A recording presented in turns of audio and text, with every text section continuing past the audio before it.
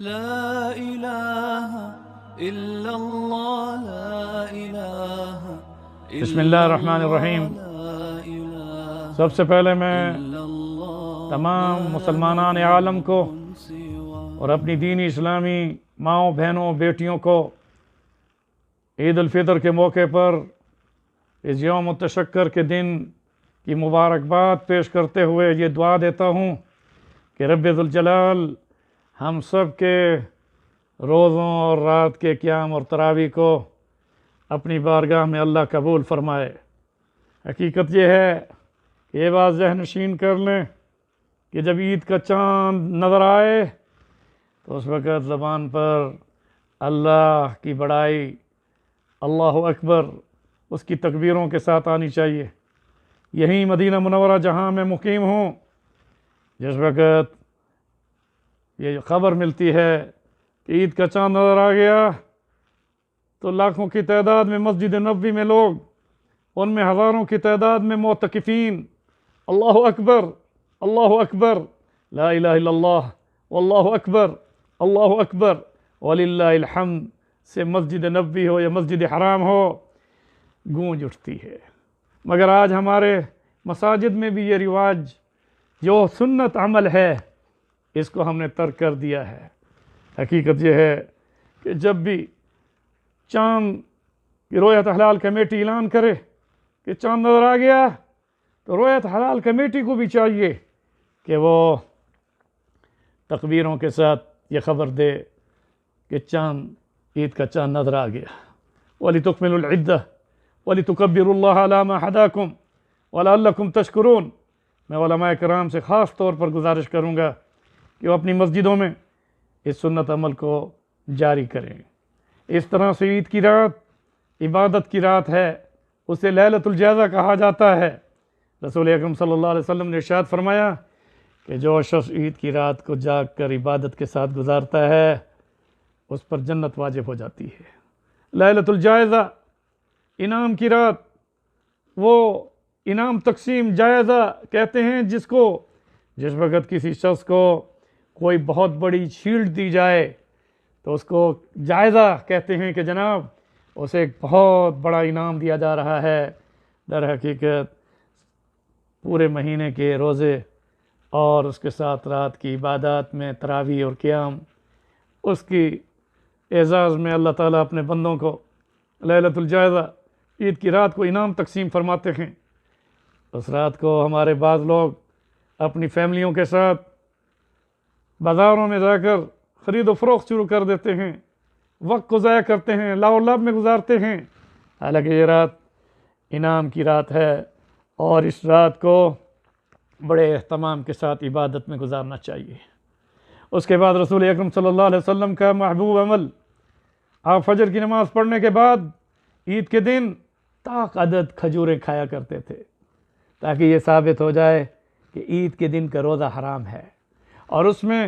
آپ کھجور طاق عدد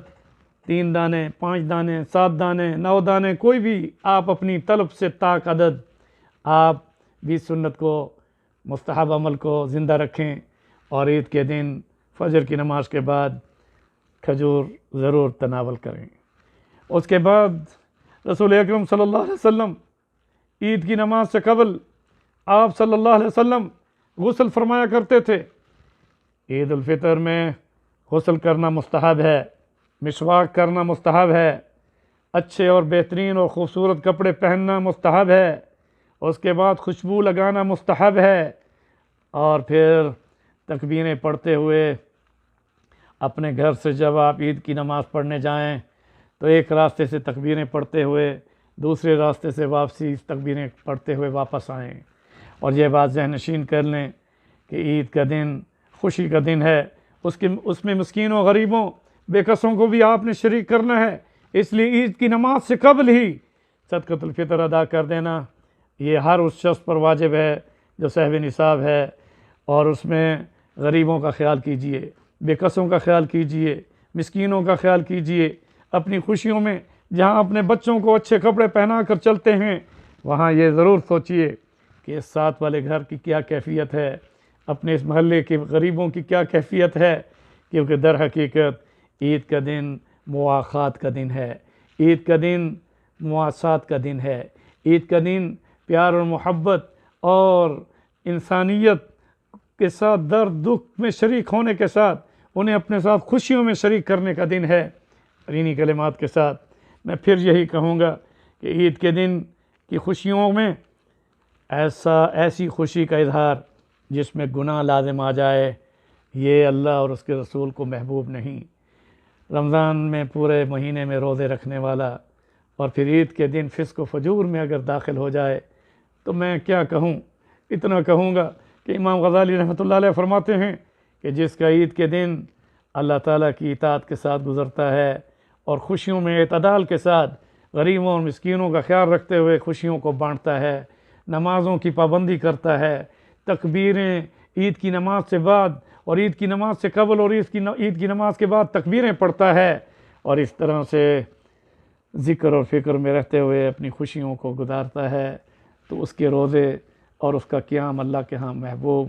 اور مقبول ہے۔ اور اگر وہ عید کے دن ہی فسق و فجور میں شراب، زنا اور اس کے علاوہ اور بہت سارے گناہ ہیں جن میں وہ اگر